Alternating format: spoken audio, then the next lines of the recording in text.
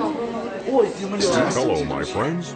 We are currently on board the Trans-Force spaceship, which is about to start out on an exciting journey into the world of nuclear energy. Today, we are going to talk about a very important issue, electrical energy. We will tell you how electrical energy is produced and how it is spent. Perhaps you already know what we need electrical energy for.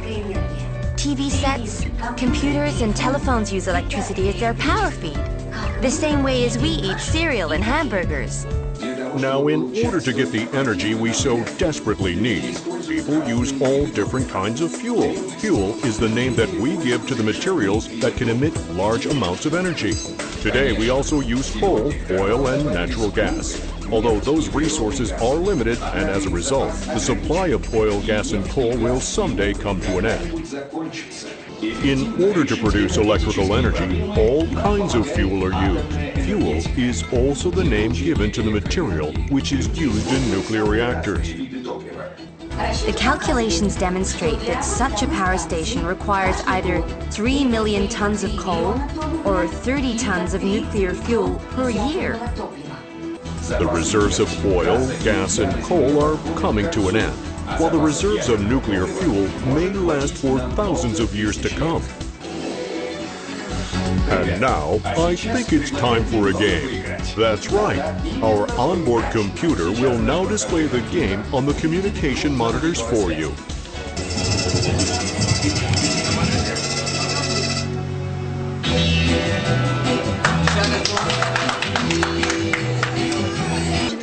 The process of producing nuclear energy consists of several stages and is called the nuclear fuel cycle.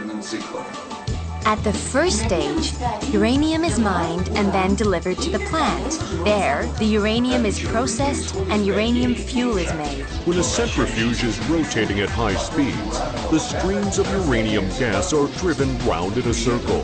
The heavier isotopes remain near the walls of the centrifuge. At the next stage, the enriched uranium is then turned into a powder. This powder is used to produce uranium pellets. Now, one uranium pellet, which only weighs approximately 20 grams and which is less than a thimble in diameter, can give off as much energy as we get from burning 3 barrels of petrol or 700 kilograms of coal. Okay, guys, I think it's time for you to take a short break and answer a few questions.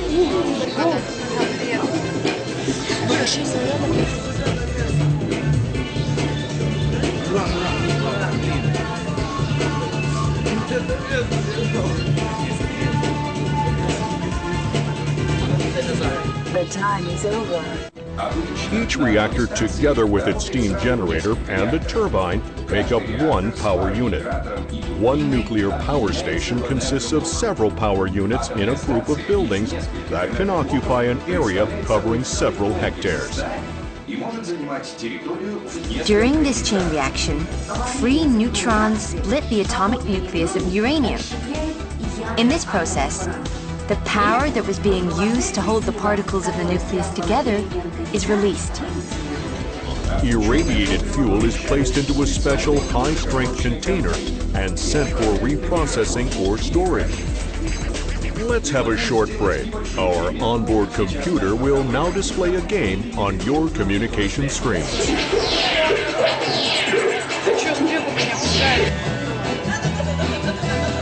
Even human beings have small nuclear radiation. There are radioactive elements in the tissues of the human body, and to get rid of them is impossible. Natural radiation has existed for billions of years and is present almost everywhere. We can't influence it, just like we can't influence earthquakes or the rising and setting of the sun.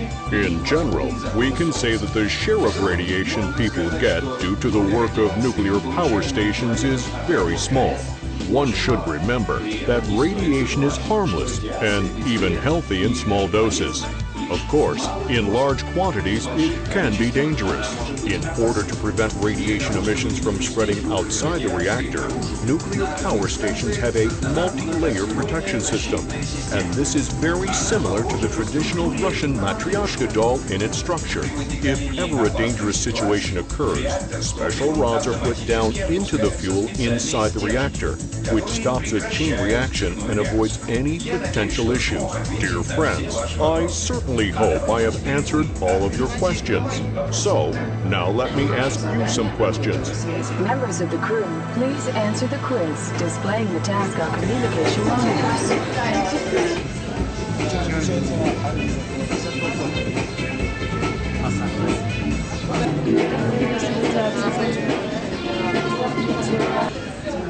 The time is over. I begin processing the results. And that is nuclear icebreakers, cruisers, and submarines. Instead of having a normal engine, a miniature nuclear reactor is installed, which provides the energy needed for the motion required by the vessel.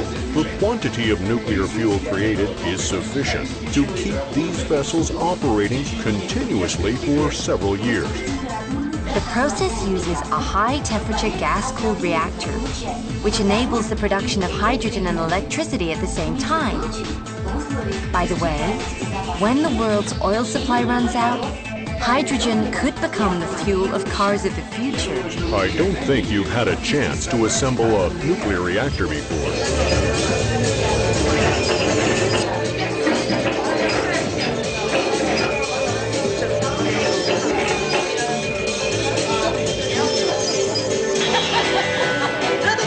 Coal, oil, and gas need to be conserved and spared for use only when no other practical options are available. The future of our planet depends on all of you. But one thing is abundantly clear. Using nuclear energy can provide the Earth with plentiful and stable sources of light and heat for many years to come.